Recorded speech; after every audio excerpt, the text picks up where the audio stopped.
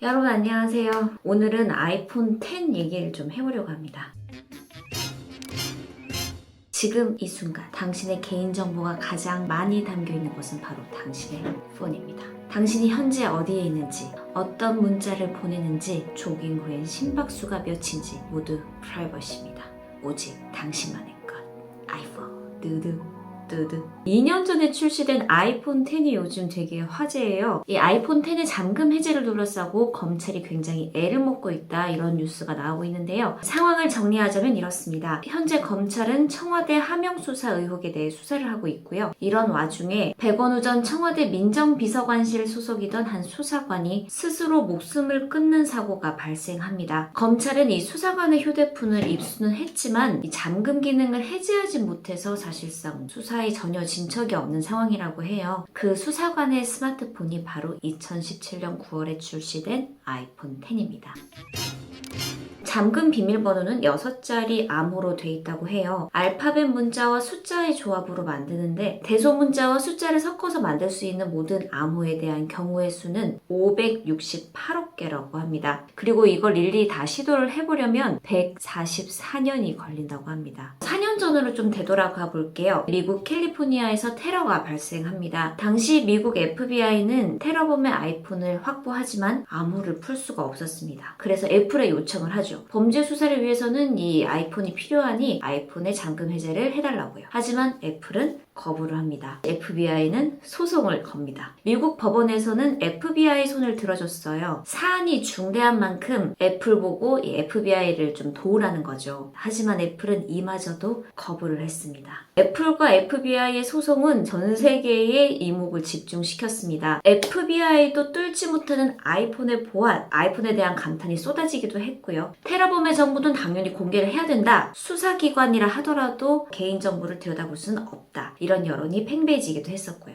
그렇게 해서 어떻게 됐을까? 결국 FBI가 아이폰의 잠금 해제를 하기는 합니다. 엄밀히 말하면 사설업체를 통해서 합니다. 한 가지 더 반전이 있어요. 당시 테러범의 아이폰이 아이폰 5C 모델인데 이건 2013년 9월에 출시가 됐고요. 32비트 운영체제에 일반 홈 버튼이 적용된 제품이었다는 겁니다. 만약 테러범의 아이폰이 5S만 됐더라도 절대로 보안을 뚫지 못했을 것이다, 이런 얘기들이 나왔는데 이 5S부터 아이폰에 터치 아이디가 도입이 됐고요. 이때부터 지문인식 잠금 해제, 그리고 세계 최초로 스마트폰에서 64비트를 지원하는 애플 A7 칩을 탑재했습니다. 같은 해 출시되긴 했지만 5S 모델의 보안 능력이 훨씬 더 강화됐다는 거죠. 그리고 더구나 아이폰 10부터는 더욱 강력해진 페이스 아이디가 탑재됐잖아요. 그리고 또 올해 iOS 13 업데이트가 있었는데 그래서 이제는 아이폰 10을 뚫기는 정말 어렵지 않을까, 이런 시각이 좀 지배적이긴 합니다. 이 아이폰 10의 보안이 도대체 어떻길래 대한민국 검찰도 쩔쩔매고 있고 FBI마저도 속수무책이었을까? 아이폰 보안은 도대체 어떤 특징이 있을까요? 일단 이 아이폰은 해커가 초고속 입력 기계를 이용할 경우에도 대비를 했습니다. 암호 입력을 12분의 1초로 정했고요. 5번 틀리면 1분, 9번 틀리면 1시간을 기다려야 입력할 수 있도록 그렇게 설정을 해뒀어요.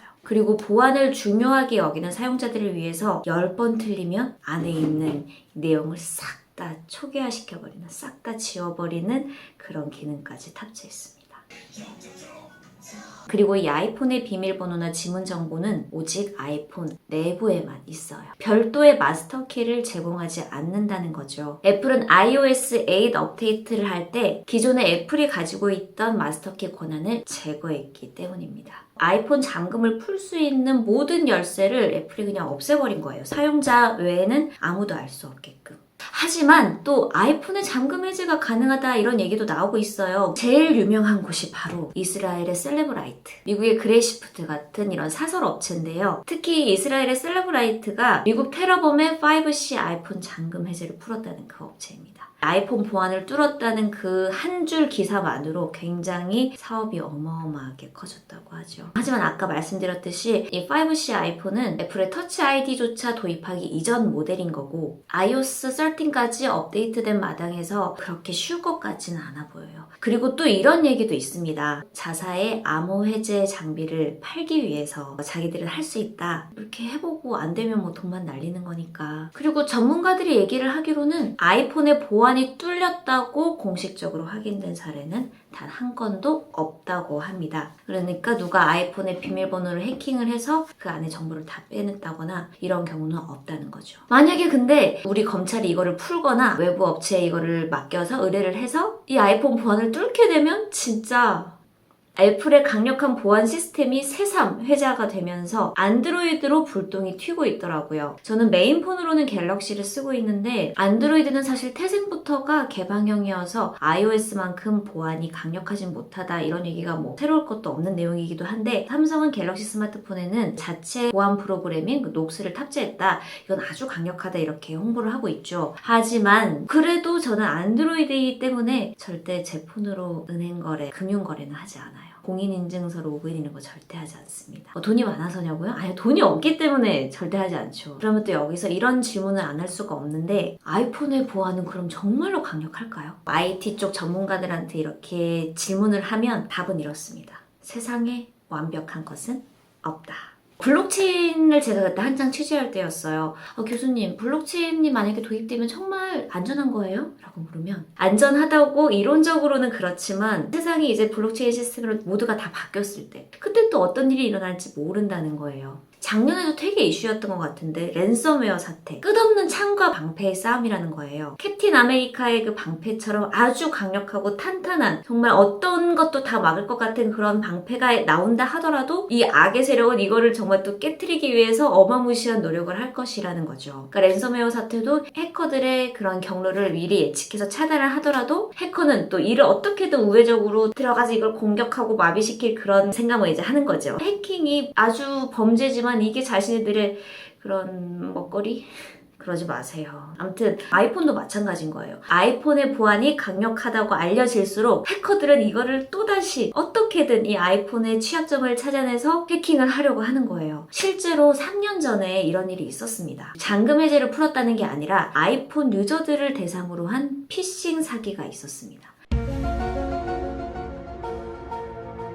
애플은 굉장히 서둘러서 iOS를 바로 업데이트를 합니다. 결국 이 사건의 교훈은 아무리 아이폰의 보안이 강력하더라도 언제든지 뚫릴 수 있다는 겁니다. 결국에는 우리 사용자들도 굉장히 주의를 기울여서 써야 된다는 거예요. 제일 당부드리고 싶은 것은 이 공공 와이파이, 이거 공짜로 잡힌다고 해서 특히 비밀번호 없는 공공 와이파이들 있잖아요. 그런 거는 웬만하면 쓰지 않으셨으면 좋겠고 어쩔 수 없이 쓰더라도 정말 민감한 거래는 하지 마세요. 돈 송금이나 내 은행 앱에 들어간다거나 이런 걸 절대 공공 와이파이로 쓰지 마세요. 그리고 폰 쓰다 보면은 업데이트 하라, 또 비밀번호를 변경할 때가 됐다 이런 메시지가 오면 즉각 바꾸는데 1분도 안 걸리거든요. 그런 거 미루지 마시고 그때그때 변경하시고 특히 네이버 로그인, 카카오 아이디로 로그인, 구글 계정으로 로그인 이런 거 하지 않으시길 당부드립니다.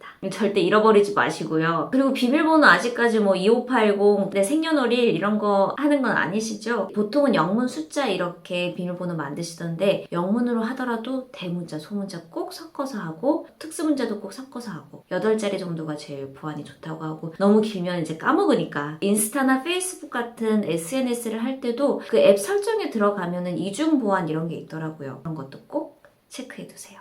이 아이폰 10의 잔금 해제로 해묵은 논란이 다시 또 불거지고 있긴 합니다. 당장 아이폰으로 갈아타야겠다 이런 사람들이 있고 아무리 내가 일반인이어도 내 정보가 빠져나가서 기업의 이익에 쓰인다거나 아니면 혹시 뭐 정부기관이 나를 사찰하고 있다거나 이러면 안 되는 거잖아요. 그런데 역시나 좀 여론은 다양하더라고요. 미국 테러 때도 마찬가지고요. 당연히 수사기관에서 확보를 해야 되는 거 아니냐. 다수의 생명이나 이익이 걸린 경우에는 당연히 예외로 둬야 되는 것 아니냐. 너무 과도하다. 혹은 불편하다. 또 애플은 고객을 보호하기 위한 게 아니라 회사 소송의 예방 차원에서 이렇게 까다롭게 하는 거다. 고인이 된 그 수사관의 아이폰 10 같은 경우도 이 아이폰 10이 유일하게 그 숨진 분의 그 억울함을 풀어줄 수 있는 건데 풀 수가 없다니 원통하다 이런 시각도 있지만 진짜 검찰이 이걸 풀어가지고 뭐 하려고 이렇게 보는 시각도 있거든요.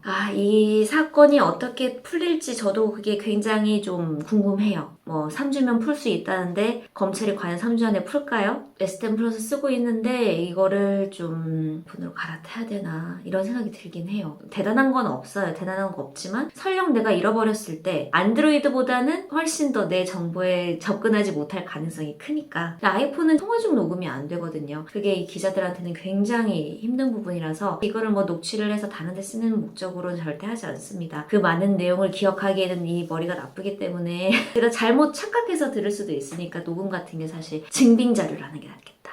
자, 아무튼 요 주말에 굉장히 저도 이게 고민이 되고 그런 기사들도 많이 나오길래 한번 이슈를 정리해 봤습니다. 안드로이드든 아이폰이든 아까 제가 말씀드린 그 주의사항만큼은 꼭 지켜주세요. 그 말고도 더 많지만 이것만 딱 지키셔도 내 소중한 개인정보 지킬 수 있으니까요. 그 점 꼭 당부드리겠습니다. 네, 오늘 제가 준비한 영상은 여기까지고요. 유익하셨으면 구독과 좋아요 꼭꼭 부탁드립니다. 네, 오늘도 영상 봐주셔서 고맙습니다. 그럼 다음에 또 만나요. 안녕.